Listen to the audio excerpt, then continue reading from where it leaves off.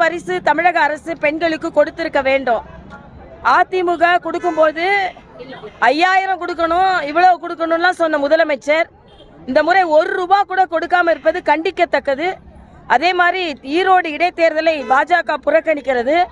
தேர்தலை புறக்கணிக்கிறது என்று சொல்வதை விட எல்லா கட்சிகளும் திமுகவை புறக்கணிக்கிறது. இப்ப தேர்தலில் பெண்கள்லாம் அதிகமா கொண்டாட ஆரம்பிச்சிருக்காங்க. இன்னும் வந்திருக்காங்க, பெண்கள் தான் கொண்டாடுறாங்க. ஆக அவங்களுக்கு 1000 ரூபாய் கொடுத்திருக்க வேண்டும் பொங்கல் பரிசா. அதிமுக கொடுக்கும்பொழுது 5000 கொடுக்கணும்னு சொன்ன ஸ்டாலின் இன்னைக்கு 1 ரூபா கூட கொடுக்கல. இது வன்மையாக கண்டிக்கத்தக்கது. அது மட்டுமல்ல, ஈரோடு இடைத்தேர்தலை பாஜக புறக்கணிக்கிறது. பாஜக மட்டுமல்ல, மற்ற கட்சிகளும் தேர்தலை புறக்கணிக்கிறது என்று சொல்வதை விட திமுகவை புறக்கணிக்கிறது என்று தான் சொல்ல வேண்டும். ஏன்னா திமுக கூட போட்டி போட யாருமே தயாரா இல்லை. ஏன்னா நியாயமா தேர்தல் நடக்காது. ஆக ஜனநாயகத்துல எல்லோரும் போட்டி போடும் அளவிற்கு ஒரு கட்சி இருக்க வேண்டும் என்பதுதான் ஜனநாயகம். அதனால திமுக தோல்வியை சந்தித்து கொண்டிருக்கிறது. இன்னைக்கு தேர்தலை புறக்கணிக்கும் அளவிற்கு ஒரு அராஜக ஆட்சியை நடத்தும் திமுக நிச்சயமாக 2026 மக்களால் புறக்கணிக்கப்படும் என்று நான் தெரிவித்துக் கொள்கிறேன்.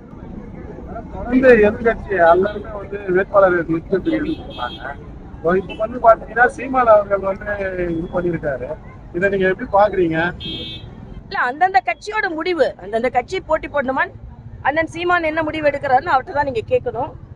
ஆனா சீமான் இப்பொழுது சமீபத்தில் பெரியாரை பற்றிய கருத்துக்கள் எல்லாம் பாஜகவின் கருத்து தான். காலம் காலமாக பாஜக சொல்லி வந்த கருத்து தான். ஆக எங்கள் கருத்தியலை அண்ணன் சீமான் பேச ஆரம்பித்திருக்கிறார் என்பது எங்களுக்கு மகிழ்ச்சி தான். ஆக இனிமேல் பெரியாரை பற்றிய பிம்பம் ஒவ்வொன்றாக உடைய ஆரம்பிக்கும் என்பது எனது கருத்து. பி டீம்லாம் ஒன்றும் கிடையாது. எங்க தீம் அவர் பேசுறாரு, அவ்வளவுதான். அதனால அவர்களுக்கு கொள்கை இருக்கிறது.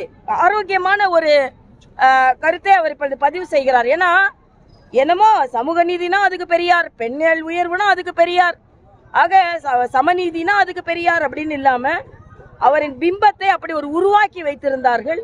உண்மை என்றாவது ஒரு நாள் வெளியே வரும். அதனால அண்ணன் சீமான் சொல்றத போல நான் அடிக்கடி சொல்வதுண்டு, இது அண்ணா வளர்த்த தமிழ் அல்ல, ஆண்டாள் வளர்த்த தமிழ், பெரியார் வளர்த்த தமிழ் அல்ல, பெரியாழ்வார் வளர்த்த தமிழ்னு சொல்வேன். இன்னைக்கு அண்ணன் சீமான் சொல்லும்போது பெரிய புராணம் நாங்கள் படிக்கும்போது உங்களுக்கு கோபம் வருகிறது, நீங்கள் பெரியார் புராணம் படிக்கும்போது அந்த கோபம் எங்களுக்கு வரக்கூடாதான்னு கேட்டிருக்கிறாரு. நல்ல கேள்வி.